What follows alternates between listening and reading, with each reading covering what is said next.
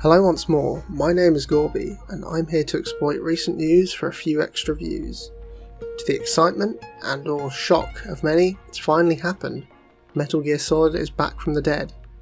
Konami have finally grown out of their pachinko tycoon phase and are once more back in the business of making video games. The only reason I've any hope for this remake is the fact that it has the very silly title of Metal Gear Solid Triangle. Definitely the sort of name Kojima himself might have given it, God rest his soul. Anyway, it's good to know the series isn't dead after all, seeing as it's been almost 10 years since the last game in the series. I guess you could say they've kept us waiting, huh? Or have they? The eagle-eyed among you may have already spotted the video title, and I'm willing to bet you wouldn't have clicked on this if you weren't at least vaguely familiar with Metal Gear Survive to begin with. To sum it up, it's an action survival game set around the time of Metal Gear Solid 5, I guess. It's kind of hard to tell given the completely asinine plot that sees you transported through a portal to an alternate world full of fucking crystal-headed zombies after being straight up killed during the destruction of Mother Base at the end of Ground Zeroes. Speaking of Mother Base, most of that got sucked in too, which was awfully convenient for the developers who didn't really need to make any other assets as a result. Both of the maps are also just Afghanistan and Africa from MGSV, etc, etc. Having said that, it's easy to jump to the conclusion the game had a short development cycle, but upon further inspection that doesn't appear to have been the case. Metal Gear Survive was announced in August 2016 at Gamescom, with a gameplay demo shown at TGS the following month. And honestly, this demo footage looks reasonably close to the final product, so I don't doubt they'd put a decent amount of work into it by this point.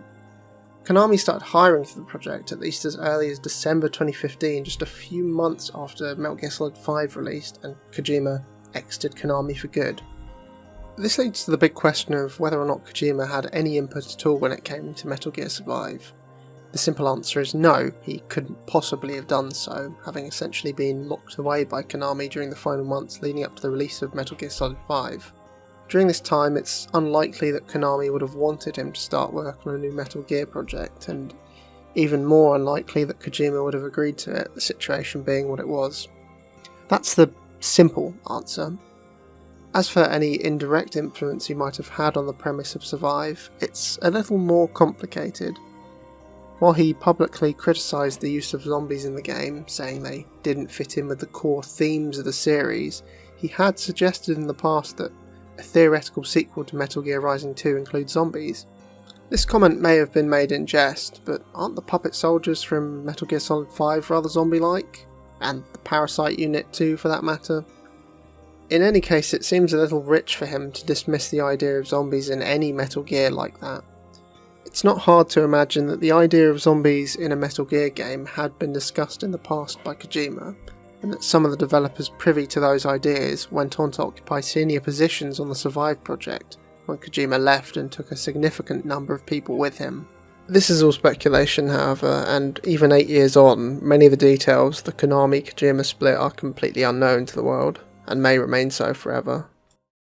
So, who did end up working on Survive?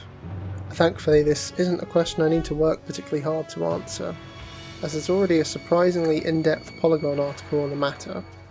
I'll link it below for anyone interested, but to summarise, around 2/3 of the 150 or so development staff for Survive had previously worked on Metal Gear Solid 5, though the majority of these had occupied less senior positions at the time. Frankly, Konami should have had an easy time continuing the series. They had most of the staff, the assets, and the incredible Fox engine that had powered 5. Unfortunately, Survive had a serious image problem. The series had just lost its central and very well known creative mastermind, and now Konami management, having limited the creative control of those staff who remained, was now planning a survival game spin-off to a plot-heavy stealth action series. No matter how polished the experience looked, there were too many red flags, and the majority of fans simply rejected the game outright before it was even released. Imagine if the first Halo game 343 created after picking the series up was a dating simulator which he fucks his way through the entire Covenant with Cortana as his wingman. Or I guess she'd be more like a sentient version of Tinder? I'm getting off topic here. That example might be a tad extreme, but it's exactly the sort of baffling decision that Konami made for their first Kojima-less Metal Gear. Anyway, what's the game actually like? Well, I've had the dubious pleasure of spending almost a whole day of my life playing it, and I have to say it's hardly the most painful way to spend 24 hours. That almost makes it worse, as you see that it succeeded in meeting the pitch of a Metal Gear survival game, only to realise it was a terrible idea to begin with. Practically from the first moments, you're forced to manage your food and water levels, and this really isn't fun.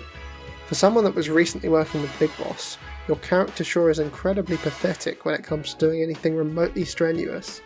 But don't worry, the game will constantly remind you to keep up your food and water levels. Perhaps the single greatest fault with this game is the fact it isn't fully playable multiplayer. Nope, you can only play specific modes online, but the story mode, basically all of your character gear and crafting progression, and all of the open world content, it's all locked behind playing on your own, a truly miserable affair.